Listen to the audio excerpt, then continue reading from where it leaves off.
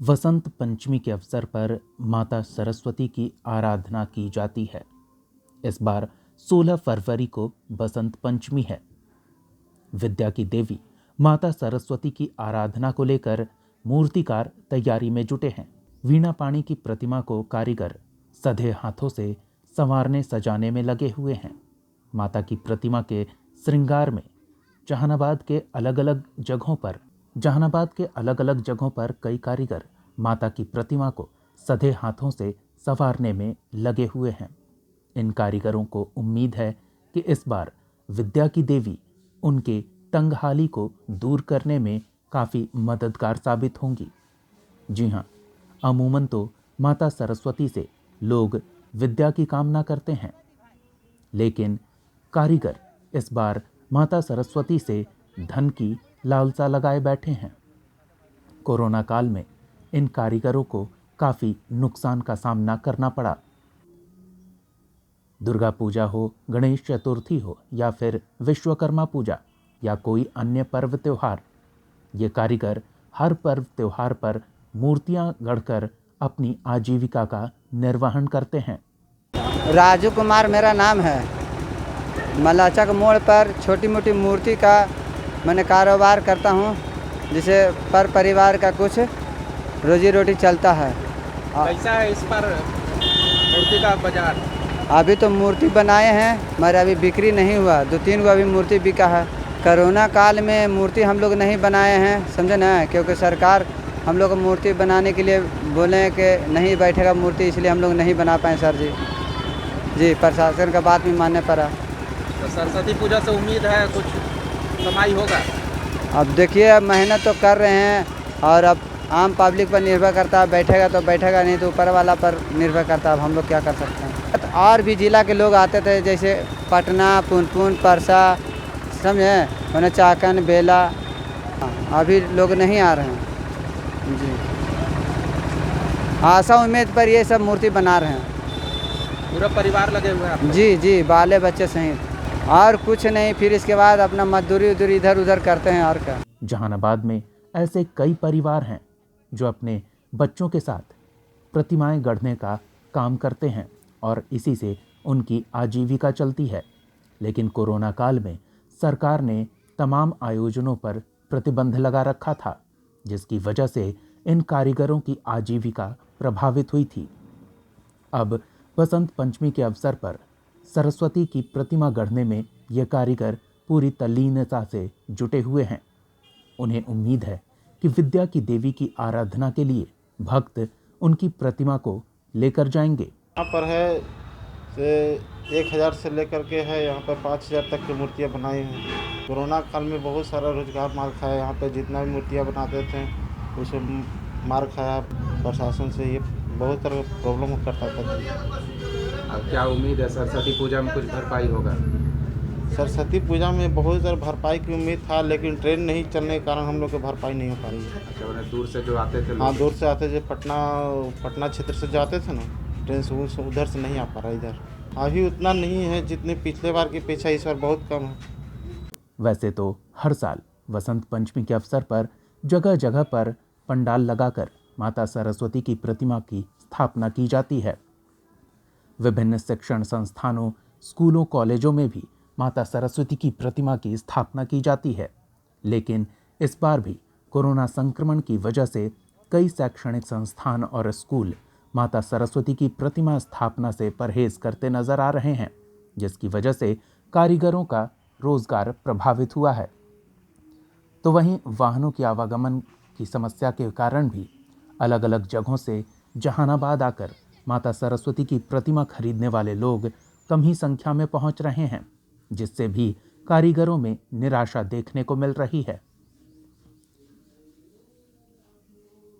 Corona संक्रमण काल में आयोजनों पर प्रतिबंध की वजह से इन कारीगरों को काफी नुकसान का सामना करना पड़ा था।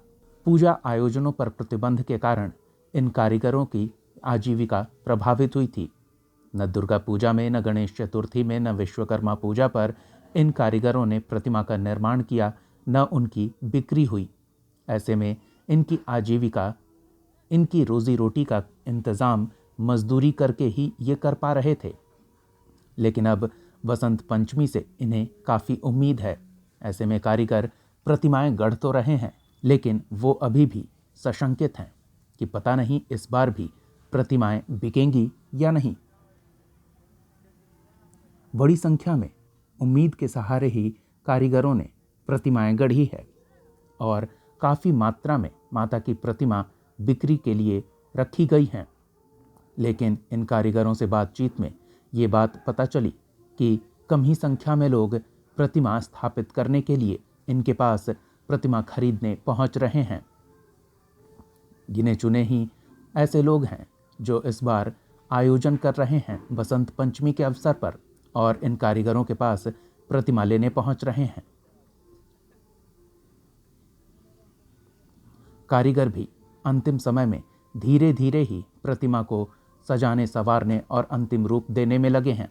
जैसे जैसे ग्राहक आ रहे हैं और प्रतिमाओं की बिक्री हो रही है, प्रतिमाओं की बुकिंग हो रही है, उसी हिसाब से ये पूंजी लगा रहे हैं, क्योंकि इन्हें इस बात का भी डर है कि पता नहीं इस बार भी ये पूंजी लगा दें और कहीं नुकसान न झेलना पड़े। पहले से ही तंगहाली के दौर से गुजर रहे ये कारीगर सरकार से भी मदद की उम्मीद लगाए बैठे हैं, लेकिन अब तक इन्हें किसी भी तरह की कोई सरकारी सहायता नहीं मिल पाई है। बाज़ार ठीक ठाक तो नहीं चल रहा है। लॉकडाउन के कारण से स्कूल सब बंद है और कोचिंग में मूर्ति बैठ नहीं रहा है। इस बार तो लॉस ही है।